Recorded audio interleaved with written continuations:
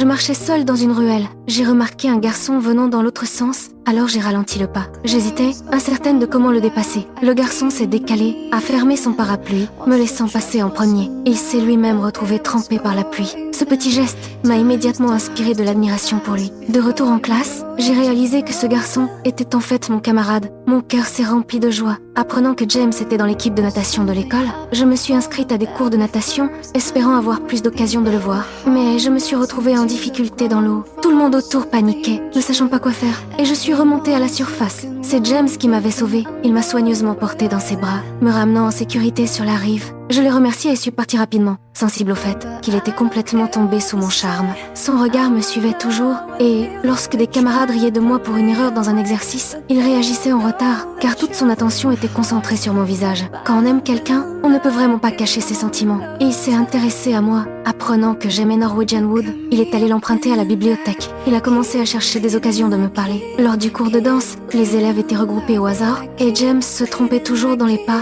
désynchronisé avec son partenaire. Le professeur l'a réprimandé. Quand la musique a repris, le professeur a de nouveau appuyé sur pause. James a expliqué qu'il n'avait pas fait d'erreur et le professeur a réarrangé les couples, me mettant avec lui. J'ai lentement levé la main. C'était la première fois qu'il tenait la main d'une fille et je pouvais sentir que son cœur battait très vite. Son ami lui faisait signe de se calmer. Il a regardé ma main, puis mon visage, a avalé sa salive.